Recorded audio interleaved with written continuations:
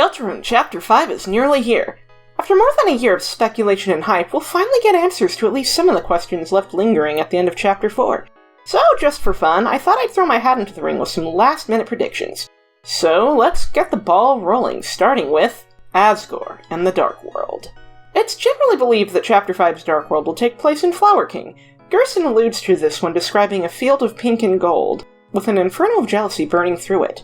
The prophecy panels describe a flower man trapped in asylum. Now, asylums are merely a place of shelter and safety, and not necessarily something like an insane asylum. For Asgore, that would likely be his flower shop. We know from previous chapters that he talks to his flowers, seeing them as great listeners. Moreover, the 7 flowers in his room are the exact same flowers from the wedding photo on his refrigerator. Already we have some strong iconography to work with, as if Asgore sees Sans and Toriel together at the festival, it'll shatter his idea of bringing the family back to normal. While Toriel is content to move on, Asgore is not, and I can see him retreating to his flower shop and making a dark world out of desperation or grief, or to prove that he was right all along about whatever happened to Des. The festival is possible, but I'm still hesitant because an outdoor dark world feels like something you'd see at the end of the chapter, leading into Chapter 6 and likely the shelter. So, if we assume the dark world is solely restricted to Flower King, that begs the question of why the trailer leans so heavily into Japanese and anime-inspired imagery. The doorless explanation is Toby is a weeb and wanted to do something cool. Still, the Watsonian explanation isn't really that hard to piece together. First, we turn to Alphys. Chapter 1 confirms that she shares comics, read manga, with Asgore. Chapter 2 reveals that he's a fan of Mew Mew Kissy Cutie too. It's entirely possible that her influence has made him a fan of Japanese media, and any manga or movies in the flower shop could blend together with his myriad of flowers to create something more anime-inspired. Though there are other objects to consider. Superhero comics sit on his TV. There's a car magazine near the cash register, bags of fertilizer, a catalog, and plenty of flowers to go around. The TV could become a darkener. As for the fridge or its contents, the chance of a pickle darkener is very real and very frightening. But I think a lot of untapped potential lies behind the locked door. We know that Asgore keeps a conspiracy wall in the back of his shop. Chapter 4 also shows that closed doors limit the reach of dark worlds. That being said, if Asgore was deliberately making a dark world in a moment of rage or despair, he could open that door to ensure it becomes part of the dark world. Or quite possibly the dark world will come from that door specifically, as most of the previous dark worlds manifested behind double doors. However, it is worth noting that in the church, both the choir room and Alvin's office were technically closed rooms, yet contributed to the outer dark world. So perhaps it's merely locked doors that create a true barricade, or the outdoors. This opens the door to a lot of unknown variables, which make predicting the overall form of the dark world tricky. I think we can count on the 7 flowers at least, as those feel like too big of a Chekhov's gun to not fire, and we've seen at least one example of a Photoshop Flowey-style attack in the trailer. So, with all this in mind, here's what I think. The Floridans may be seed packets, or perhaps cards with flower patterns, greeting cards and the like. However, since recently revealed dialogue confirms that they are in fact flowers, they could just as easily be a random flower in the shop. The 7 flowers will likely be major NPCs or even enemies. Given how Asgore treats them with love, I suspect they'll revere him and be adamant about making his dreams a reality. I could see them looking like Flowey, or they could even manifest as boss monsters, if they're treated as his children, or perhaps Toby will surprise us. He's good at that. The wedding photo seems too important not to factor in somehow. Perhaps there's a darkener that resembles Toriel on their wedding day, or perhaps the photo manifests as part of the world. Maybe it's the final area of the chapter. It's tough to gauge the progression from the few snippets we got, but I suspect the swampy area with the large vine and pagoda will appear later in the chapter, as the few scenes we see strike me as more dramatic. The white quill may not be the literal white pen of hope, as it's meant to be metaphorical, but perhaps it's bait, or perhaps it's a manifestation of Susie's desire to change their fate. Either way, I think Asgore's conspiracy wall will absolutely factor into the proceedings, be it the secret boss of the chapter or near the very end. This may be where he tries to bring to light what happened to Des, to win Toriel back, and to set everything right, and it's possible that we'll learn what he's been working on with Carol. I think Asgore will be a boss, but I'm not sure he'll be the final boss of the chapter. It's possible that his flowers take that role, perhaps if Asgore agrees to let them seal the fountain. They may not want to be left behind, or for Asgore to move on, plus it would make for a juicy Photoshop Flowey parallel. However, I don't think getting him to surrender will be easy. Given Deltarune's themes of escapism, I suspect this dark world will focus on escapism through memories and mementos. Asgore will create a world where he's happy and loved. If we have a Toriel proxy as a darkener, that adds an especially unsettling layer. Moreover, there's Ralsei, who looks like he'd fit right in the Dreamer family. This could potentially come to a head, where Asgore projects Asriel onto Ralsei, while Susie is adamant about Ralsei's own personhood, and possibly Kris's as well. Since she doesn't have the rose-colored glasses that Kris or Asgore have, she may see the fractured state of the Dreamer family for what it is, especially after her idealistic view of Toriel was shattered. I think we're due for some answers about deaths, likely after the initial fun and whimsy of the chapter gives way to something more serious. While Toby did describe this as one last fun adventure, even Chapter 3 had darkness to it. I think Chapter 5 will follow a similar structure, where there's a bright veneer hiding something more sinister. Of course, there's also the possibility that Carol and/or the Knight made the Dark Fountain, but I think the foreshadowing of Asgore having a black shard makes it more likely that he creates it. At the very least, I think it would be neat. Still, others have speculated that the Knight or Carol will make it, or even Alfie's. That Asgore will be trapped in a world so tempting that he won't want to leave. I'd just rather Asgore have some agency, even if his connections to the police in the past do make him a potential kidnapping target for the Knight. I'm of a few minds here. If Asgore does make the fountain, as I hope, he may be under immense pressure, as he's on a ticking time clock to reunite Rudy with his daughter and reveal the truth. This could be part of why he's working with Carol, and Carol may even encourage him to open a dark fountain. On the other hand, if the Knight makes it, it's possible they lure Asgore into his own shop, as he sees an opportunity to corner the Knight and prove that he was right all along. As for the secret boss, I think it's too early to say. It could be related to the conspiracy wall. It could be related to the wedding photo. Perhaps it'll be something totally unexpected, but since it's the final Shadow Crystal, I suspect it'll be something memorable and impactful, no matter what form it takes. For years, Hometown's festival has been built up as the important event on the horizon. Like how it features a Ferris wheel, and that in the past, Kris and Noelle rode it together, and Kris shook the carriage. Chapter 4 would follow up on this by featuring a picture of the two, along with Noelle describing the experience as something forced. This added a layer of complication to their childhood friendship that led to some speculating that Carol wanted to push the two together as a couple. Susie would later describe the festival as the entire town becoming a carnival, while Pizza Pants would remain hopeful to have his date with Pizzarina at the event, and Nice Cream Guy offered cookies as a glimmer of hope.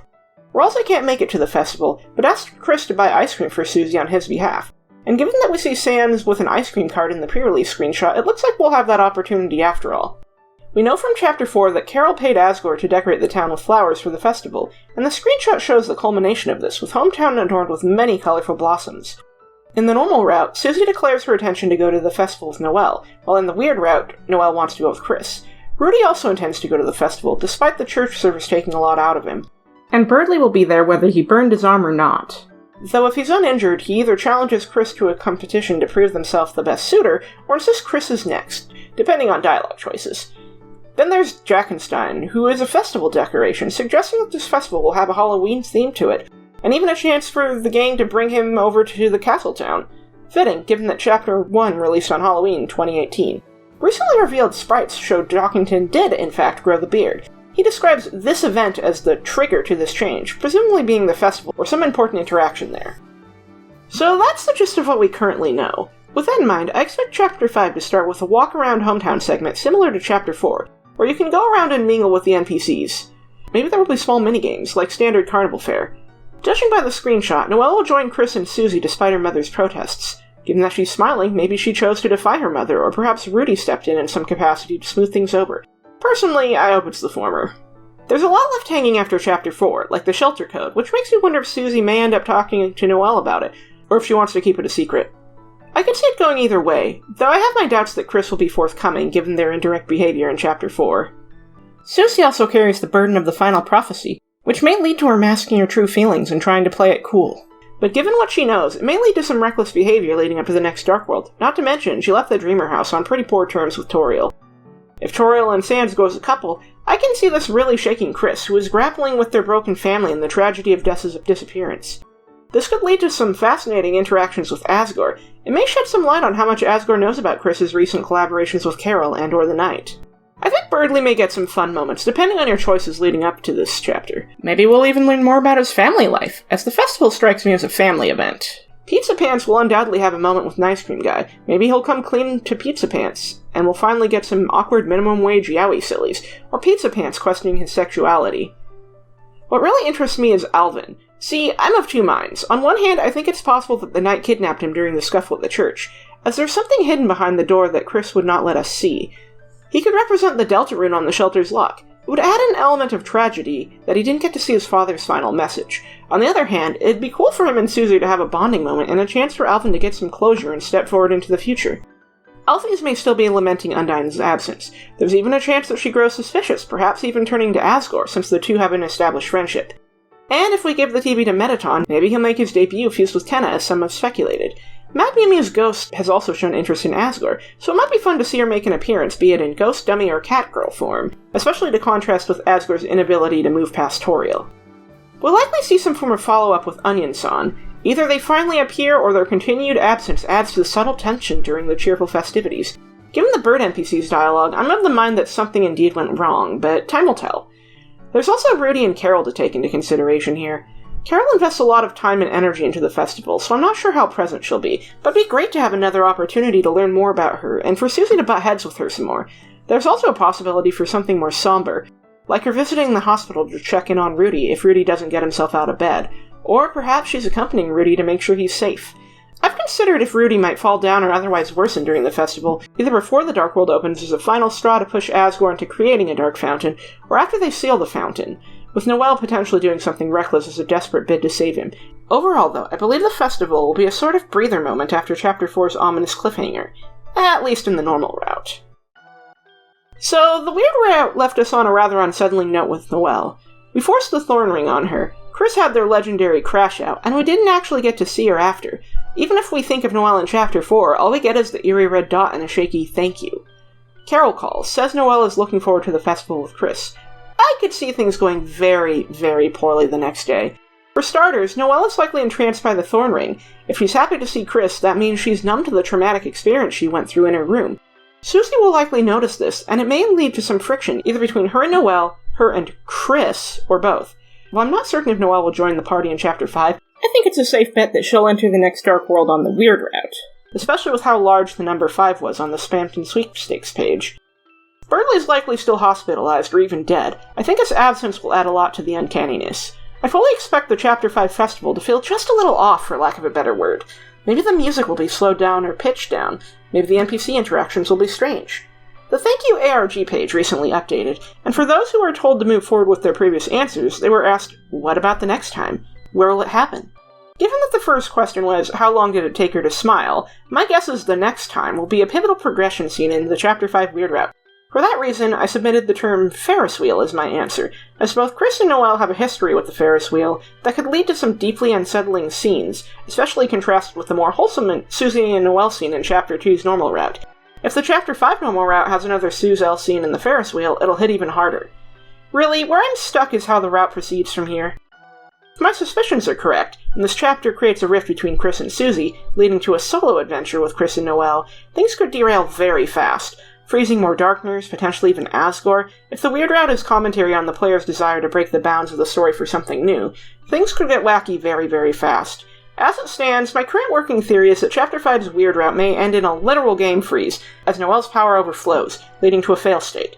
This could also be saved for Chapter 6, though. Either way, Lord of the Hammer never had an ending, and Lord of the Hammer was based on the prophecy, with Gerson urging Susie to write her own ending. I could see the weird route contrasting that severely by not having a proper ending. After all, if the weird route is ultimately about breaking the confines of the story, read, a game with a predetermined ending, a soft lock would be a fitting outcome that enhances the meta-narrative, even if it wouldn't be as satisfying.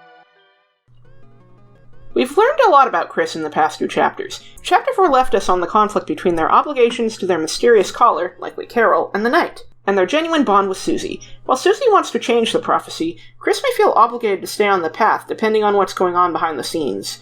There may be something that the Knight, the caller, and/or other involved parties need that requires the roaring.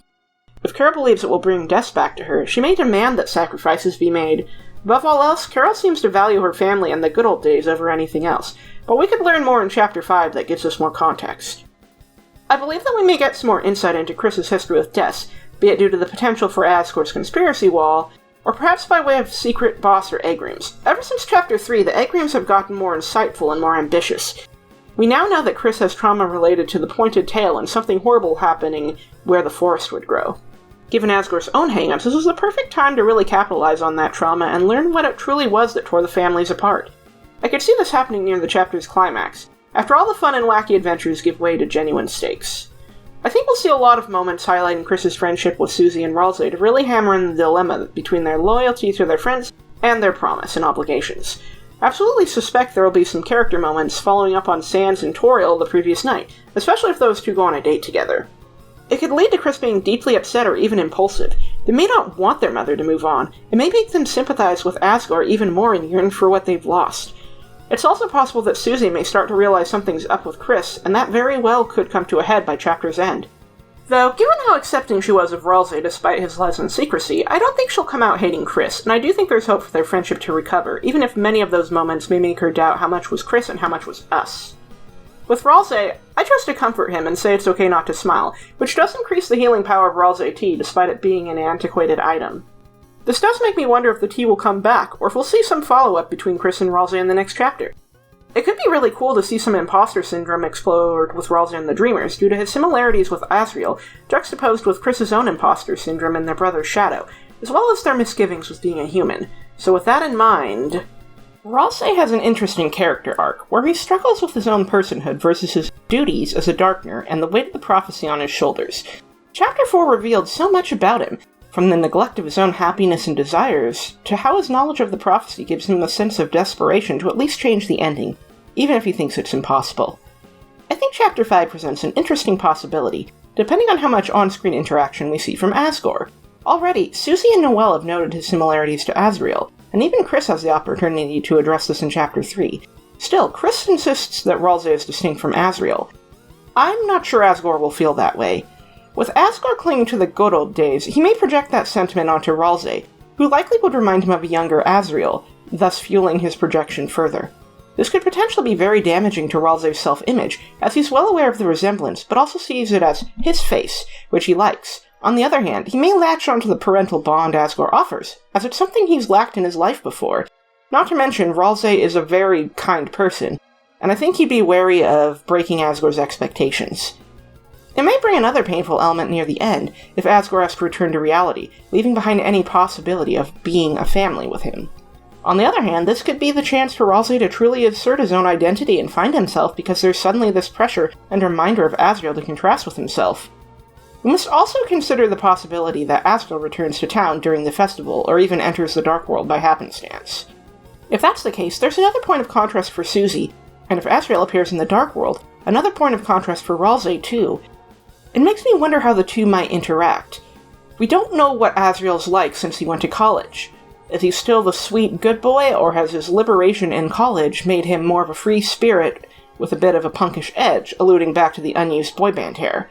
There's so much that could happen, and I really do think that Asriel would add such a fascinating dynamic, whether it's in this chapter or chapter 6 and 7. However, I'm of the mind that if Asriel appears in this chapter, it won't be until near the end, right before everything falls apart.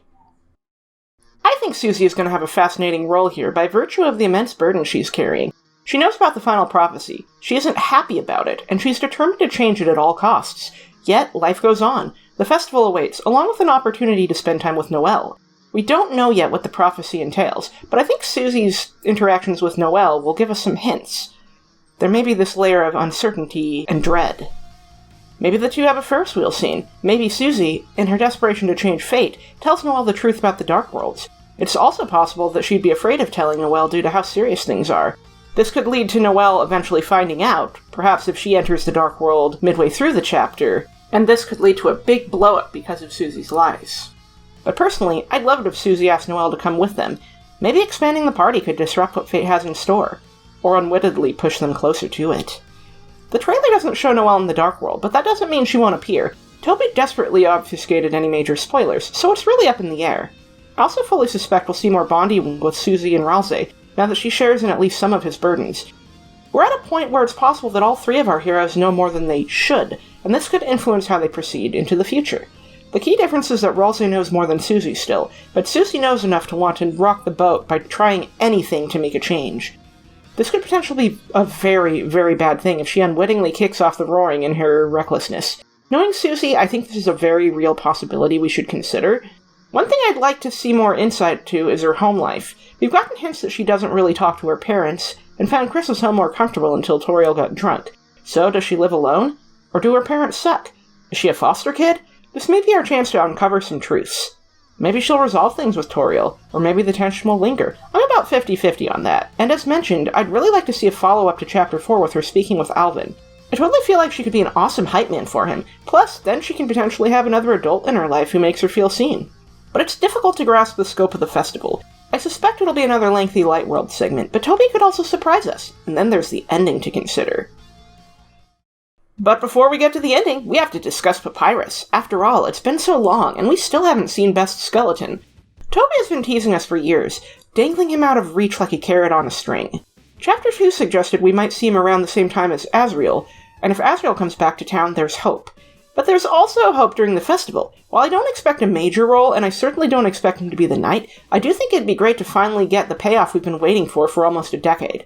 I'm not quite sure what to expect. He's probably more overtly introverted than his Undertale counterpart. He may even lack the boastful bravado we're familiar with, but I don't think he'll be like the fedora-wearing beta Papyrus. So, while I don't expect a major role, I do think we'll get something, especially if Sans' backstory ends up being developed, and the Sans from Deltarune theory ends up being true. Of course, that raises the question, if Papyrus hasn't met a human, will he actually meet Kris? One workaround could be that he meets them in the Dark World and doesn't realize they are human because of their blue skin. But we'll just have to wait and see. So, crack theory time. In Undertale's murder run, Papyrus' flavor text says forgettable. In Deltarune, we have the Forgotten Man. There is enriched with Papyrus standing behind a tree with red leaves. Imagine some wacky plot twist that Papyrus is the Forgotten Man, or even a version of Gaster. But whatever event sends the brothers to Undertale, Papyrus gets some form of amnesia and/or the Forgotten Man, Gaster, whatever is fractured in Papyrus' remnant. Do I believe this will happen? Not really. I'd rather Papyrus be Papyrus, but Tricky Tony has pulled some wacky stuff before. And now back to your regularly scheduled plot discussion. There's something about the recent newsletter that sticks out to me. That's why. Let's not look there for now. Let's turn around and watch the sun before it goes down completely. Let's smile again. Let's have one more fun adventure, okay? This reads as something Ralsei might say. Knowing what's ahead, he's probably very aware of the impending roaring and the tragedy therein. Chapter 5 is likely one final calm before the storm moment, where by the end of the chapter all hell breaks loose. Whether it's Rudy's death provoking Noelle into starting the roaring, the knight's own hand, or something else entirely, Chapter 5 is sure to have a dark and ominous cliffhanger. Right now, I suspect the roaring begins at the end, covering the world in darkness. This could lead to Chapter 6 taking place in the shelter, as the townspeople have no choice but to flee there, despite the darkness brewing within. This would give payoff to the shelter build-up and potentially lead into some genuine answers about deaths, the town's history, and perhaps even Gaster given his association with the number 6. If anything, I can see a vibe similar to the end of Chapter 3, where it seems bright, cheerful, and resolved until something unexpected strikes. But we can't discount the Knight either. With how prevalent they were in Chapter 4, it's entirely possible that they're an active force within Chapter 5's Dark World. We may even see another Titan encounter. But one thing that is worth noting is that the Knight has waited and not actively started the roaring, even though they could have at any time. Even the Titan doesn't spawn until Kris, Susie, and Ralsei are there, and when they defeat the Titan, we don't see any immediate retaliation. So we must also consider if the Knight wants to start the roaring, or if there's something else that's going to cause it. Something else that sticks out to me is the discussion of the sunset. All the way back in Chapter 2, Sham warned not to be around Castletown when the sun goes down. This may lead to a full circle moment, if not in this chapter, then in Chapter 6. It really depends on how long the chapter's epilogue is. There are other things I've neglected in this video, namely Castletown shenanigans. That's mostly because we had far less to go on, and I simply had more to say regarding the festival, Dark World, and overall story. That being said, the trailer seems to lean into a lot of wackiness, such as the Super Saiyan Nubert, the Ball NPC pulling a Vector Man, and at least one of the Addisons trying to sell Pipsy. We know there will be optional scenes with the mics if you didn't give Tenna to MTT. As someone who did, alas, I shall have to live vicariously through others. At the same time, I hope you enjoyed this little snippet of last-minute theory crafting. I'll have a lot more Deltarune Chapter 5 videos coming in the future, and I'll be streaming on launch day on my Twitch, which you can find a link to in the description. I have other more ambitious videos in the works too, so if you want to stay up to date, please do consider pledging to my Patreon. Maybe I'll revisit this video after the fact to see how much I got right and where I went wrong. Let me know if you'd like to see a follow-up in the comments, and don't forget to like, subscribe, and hype the video. It really helps a lot. Also, make sure to check out the Hometown Radio Podcast. I recently joined alongside awesome people like Andrew Cunningham and Violet Bunny, and we had a great time discussing our theories as a group. If you made it this far, thanks for watching. I'll see you soon.